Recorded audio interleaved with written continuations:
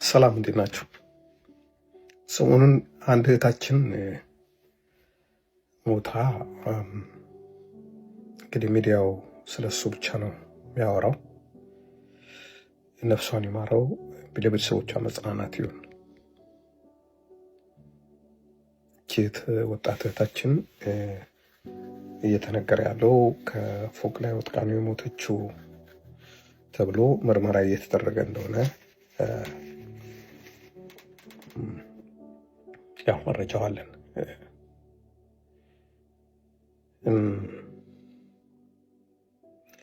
ታሳዝናለች። ቆንጅዬ ልጅ ነበረች። ብዙ ፊቸር ያላት ነች። በብዙ ነገር መከር፣ ቤተሰቧን መርዳት፣ ራሷን ማስተካከል የምትችል ነች።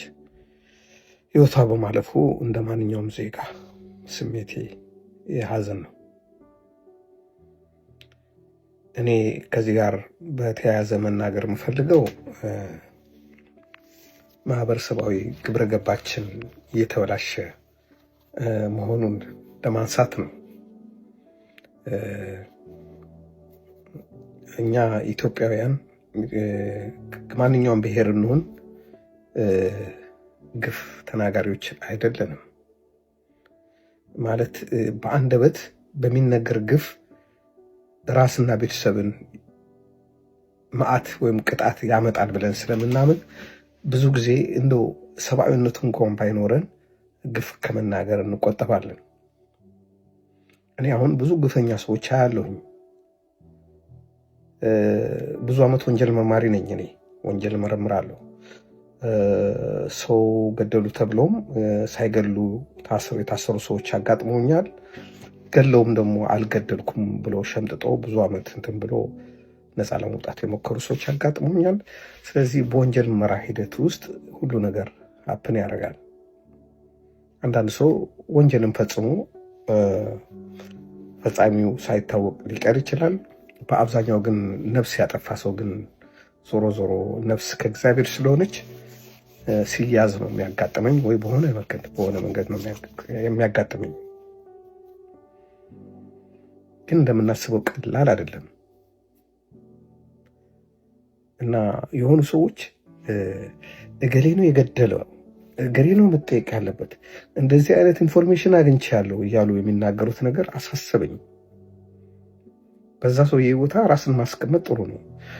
ሁሌ አንድ ነገር ስናረግ ንጹህ መሆን ከፈለግንና ሚዛናዊ መሆን ከፈለግን በሞተውም ሰውዬ ቦታ ላይ ራሳችን ማስቀመጥ አለብን፣ ወይም ደግሞ ቤተሰባችን ማስቀመጥ አለብን። ገደለ በተባለውም ሰው ላይ ራሳችን ማስቀመጥ አለብን። የፈለገ አይነት ባህሪ ኑሮ ሰውየው እብድ ይሁን ሲፈልግ፣ ከዛ በፊትም ሰው ገሎ ሊሆን ይችላል ሰው። ዛሬ የምናየው ግን ያን ሰው አሁን ባለው ሁኔታ ነው። አንዳንድ ሰው በተፈጥሮ ግንፍልተኛ ይሆናል። አንዳንድ ሰው ጸብ የሚወድ ሰው ይሆናል። አንዳንድ ሰው ነገሮችን በትዕግስት ማለፍ የማይችል ይሆናል። ስለዚህ ያን ስላረገ ነፍሰ ገዳይ ነው ማለት ግን አይደለም።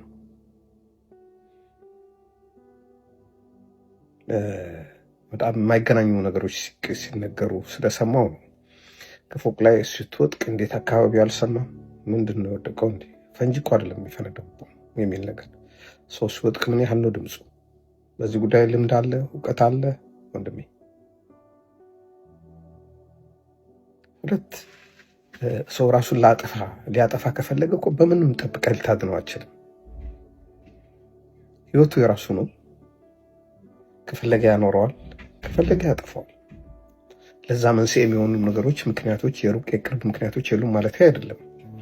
መጥፎ ሰዎች አንድ ሰው ራሱን ለሚያጠፋ ሰውዬ፣ ለደካማው ሰውዬ ምክንያት ሊሆኑ ይችላሉ። ብልህ ሰዎች ግን ራሳቸውን አያጠፉም። ለማን ብሎ ነው ራሳቸውን የሚያጠፉት? ለሰው ብሎ? ይሄ ጥያቄ ውስጥ የሚገባ ነው። ግን የሆነ ሰው ራሱን ካጠፋ ወይም ደግሞ በሰው መገደሉ እስካልተረጋገጠ ድረስ ራሱን ካጠፋ ሰው ሌላ ሰው ወንጀለኛ ሊሆን አይችልም።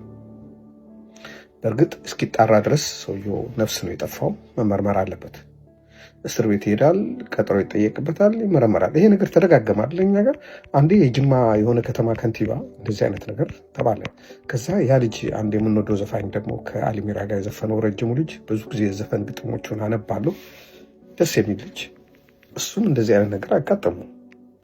አሁን ይሄኛው ልጅ አጋጠመው። እኔ እንደውም ሰው ሲሞት ደስ አይልም፣ ግን እንኳንም ከሌላ ብሔር አልሆነች ነው ያልኩት። ወይ እሱ ወይ እሷ ከሌላ ብሔር አልሆነች ነው ያልኩት። ይሄ የኛ ሀገር የደካማ ፖለቲካ እርሾ መጠንሰሻ ይሆን ነበር። በዚህ ምክንያት የተወሰነ ሰው ተገሎ ሊያድር ይችል ነበር። ምክንያቱም ታውቃላችሁ ከስሜታዊነት ከእንስሳነት ትንሽ ቀረብ ብለን ነው እየኖርን ያለ ነው። አስተያየት የሚሰጡትም ሰዎች ድርጊት የሚያደርጉ ሰዎች እዛ ናቸው። እኔ ቢሊሌ የሚለውን ዘፈን እኔም ሰምቻለሁ፣ አድናቂ ነኝ። ያን ነገር ያው ብዙ ቀን ባልሰማውም የሆነ ጊዜ ያው ሰምቼው ደስ ብሎኛል። ከዛ ስለ ቢሊሌ ስለምትባለው ሴትም ከዛ በኋላ ነው ጉግል አድርጌ ያነበብኩት ያየሁት። የሆነ ሰው ታይለንትድ ከሆነ ከምን የሚነሳ ትልቅ ቦታ ላይ ከደረሰ አፕሪሼት አደርገዋለሁ። ግን የሆነ ሰው ታይለንትድ ስለሆነ ከሚስቱ ጋር አይጨቃጨቅም ማለት አይደለም፣ ከገርል ፍሬንዱ ጋር አይጨቃጨቅም ማለት አይደለም። ወጣትነትም ከሚያመጣቸው ችግሮች ሌላ ባልና ሚስቶች ወይም ፍቅረኛሞች ይጨቃጨቃሉ። በዛን ጊዜ የሆነ ሰው ራሱን ካጠፋ ያ ሰው ወንጀለኛ ነው ማለት አይደለም። ራሷን ታጠፋለች ብሎ አላሰብም ይሆናል። የሆነ ወንድ እኮ ወይም የሆነ ሴት ከሌላ ጋር ቢሄደች እንኳን ተብሎ ቢነገር ራሷ ታጠፋለች ብሎ አያስብም እኮ ሰው። በቃ እንለያያለን ብሎ ነው የሚያስበው። ስለዚህ መፍረድ ጥሩ አይደለም። ዝም ብለን አንደምድም። ረቂቅ ነገር ነው ወንጀል ምርመራ፣ ረቂቅ ነገር ነው። ሰው ገለዱል ተብሎ ከ50 ዓመት በኋላ ሳይገሉ ወጥቶ ሲያዩ እያያችሁ በሰለጠነ ሀገር እየኖራችሁ የሆነ ሰው ድሮ የተጣላት ገርልፍሬንዱ ያወራችው ወሬ ዛሬ ሰውየውን ነፍሰ ገዳይ ሊያደርገው ይችላል። የሆኑ ሴቶች ምናምን ኦኬ፣ ሰውየው ባህሪው ጥሩ ላይሆን ይችላል እኮ የራሱ ጉዳይ ነው። ግን ማየት ያለብን ከስሜት ወጣ ብለን ነው። ራሳችንም ስንት ብልግና ከኛ በላይ ባለጌ ያለ እንዴ! በተለይ ሶሻል ሚዲያ ላይ አሁን ዳኛ ሆነን የተቀመጥን ሰዎች እኛንን እነዛን ሰዎች ጣታችንን መጠቆምና እነሱን እንትን ማለት የምንችለው ከአንደበታችን የወጡትን ነገሮች እናውቃለን። የህዝባችን ባህል፣ ማንነት፣ ክብር የሚጠብቅ ነገር ነበር የምንናገረው። ፕሊስ እንረጋጋ። ሙያ ለባለሙያ እንተው። በተለይ በወንጀል ምርመራ ጉዳዮች፣ በነፍስ ግድያ ጉዳዮች ላይ ጣልቃ አትግቡ። ህዝቡ በአእምሮ እንዲፈርድ አታድርጉት። ዳኛውም የህዝቡ አካል እኮ ነው። የሰማቸውን ነገሮች ቀጣጥሎ የማይሆን ፍርድ ሊፈርድ ይችላል። ራሳችሁ እንደሆናችሁ አስቡት። ነገ ደግሞ እናንተ ቤት ይሄ ነገር እንደማይከሰት እርግጠኛ መሆን አትችሉም። ሰው ናችሁ። ስለ ሞቶቹ ልጅ አዝናለሁ። እነዚህ ወጣቶች ሁለቱም እንደዚህ አይነት ነገር ባይገጥማቸው ደስ ይለኝ ነበር። ግን እኛ ሰከን ማለት አለብን። አበሻዊ ግብረገባችን የት ሄደ? የግብረገብ ትምህርት የሚባል ነበር ድሮ። እሱ ትምህርት መጀመር አለበት። ካልሆነ ህዝባችን እየጠፋ የፍርድ ቤት ውሎውን በተመለከተ በሶሻል ሚዲያ በዜና ማሰራጫዎች የአንዱዓለም ጎሳና የቀነኒ ጉዳይ አንስቶ ሲነጋገሩ ተመልክቻለሁ። ጠበቃው ያቀረበውን ሀሳብ ባለፈው ተብሏል የተባለውን ማረሚያ ሰምቻለሁ። ባለፈው ኮንሰርት አለብኝ ምናምን አለ ጠበቃው ተብሎ ያለው ሞራል የሚነካ ነገር ለሱ እንደውም ቪዲዮ ሰርች ነበረ። አሁን ተኩት። ምክንያቱም በእኛ በማህበረሰባችን አይደለም በየትኛውም ዓለም አንድ የሚወደውን ሰው ያጣ ሰው በዛ ደረጃ ፈጥኖ እንደዚህ አይነት ነገሮችን ይላል ተብሎ ስለማይጠበቅ ነው። እናም ዛሬ ጠበቃው እንዳስተካከለው እንደዚህ ያላልንም ነው የሚለው። ግን አንድ ግልጽ ሊሆን የሚገባ አንድ ነገር አለ። በነፍስ ግድያ ወንጀል ምርመራ ጊዜ ሰዎች የተጠረጠረ ሰው ለምርመራ ከ3 ወር እስከ 6 ወር የሚፈጅ ጊዜ ሊታሰር ይችላል። የኛ ሀገር ምርመራ በጣም በሳይንሳዊ መንገድ የተደገፈ ባለመሆኑ ለምሳሌ ተጠርጣሪው ላይ ሌላ ሀገር ስቴትመንቱን ከሰጠ ቃሉን ከሰጠ በኋላ እጁ ላይ ወይ እግሩ ላይ ወደ መሳሪያ ኤሌክትሮኒክስ ገጥሞለት ወደ ቤቱ ሊሄድ ይችላል፣ ዋስ ሊጠራ ይችላል። ግን ከዛ ከተወሰነ ቦታ ላይ ሲንቀሳቀስ ያ እጁ ላይ ያለው አላርም ስለሚጮህ ፖሊሶች ሄዶ ይይዙታል። ስለዚህ ቤቱ ቁጭ በል ከተባለ ቁጭ ይላል ማለት ነው። በሰለጠነው ዓለም እንደውም ፍርድ ሲሰጥ ሁሉ በጣሊያን ነገር አረስተ ዶሚሲሊያሪ የሚባል አለ፣ ቤት ውስጥ ማሰር። እንደገናም በሌሎች የሰለጠኑ ሀገሮች ሰዎች ወህኒ ቤት ብቻ ሳይሆን የሚታሰሩት ቤታቸው ውስጥ የሚታሰሩበትም ፍርድ አለ።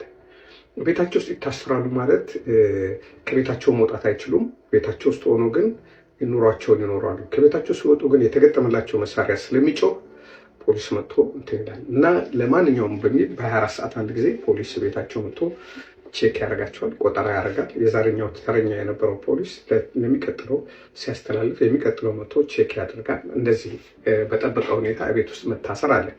የቤት ውስጥ መታሰር ጥቅሙ ምንድን ነው? ቤተሰብ ያለው ሰው ከቤተሰቡ ጋር ይሆናል። ፍርዱን ቤቱ በሚጨርስበት ጊዜ ቤት ውስጥ ያለውን ፋሲሊቲ እንዳለ የተጠበቀ ይሆናል ማለት ነው። ሄዶ ከውጭ ዕቃ ባይገዛም በቤተሰቦቹ አማካኝነት ተገዝቶ የሚመጡለትን ነገሮች መጠቀም ይችላል። ቴሌቪዥን ያህል፣ መጽሐፍ ያነባል፣ ሻወር ይወስዳል። እንደ ልቡ ማንም ሰው ክልካይ ባልሆነበት ቤት ውስጥ ታስሮ ይቀመጣል ማለት ነው። ለመንግስት ደግሞ እንደዛ ሰው የሚያወጣውን የምግብ የምናምን ወጪ ሊቀንስለት ይችላል። እና ምን ዛሬ ሌላ የፈለኩት ምንድን ነው፣ በነፍስ ግድያ ወንጀል ላይ የሚደረገው ምርመራ በጣም ውስብስብ ስለሆነ ጊዜ ይፈልጋል። ጊዜ ስለሚፈልግ ሰዎች በዛ የተጠረጠሩ ሰዎች ቶሎ አይለቀቁም። ከቦታ ላይ የተገኙ ማስረጃዎች በኤክስፐርት ደረጃ የሚተነተኑ ስለሆነ ጊዜ ይወስዳሉ። አንዳንዶቹ የሚተነተኑባቸው መሳሪያዎችም ረቂቅ ስለሆኑ ባለሙያ የተሟላ ባልሆነ ጊዜ ባለሙያም እስኪመጣ በሚል ብዙ ጊዜ የሚጓተትበት ጊዜ አለ። በተረፈ ግን የአስክሬን ምርመራ ቅድም በወዳጄ መላኩ ብርሃኑ የፖሊስ ህዝብ ግንኙነት ሰራተኛ ስለነበረ ብዙ ስለ ፖሊስ ጠለቅ ብሎ የሚያውቅ ሰው ነው እና እሱ በጻፈው ላይ እንዳየሁት የአስክሬን ምርመራ ውጤቱ ስላልደረሰ ነው የሚል ነው። ግን አንዳንዴ በነፍስ ግድያ የተጠረጠሩ ሰዎች እንዳልገደሉ እንኳን ቢታወቅ ቶሎ አይለቀቁም።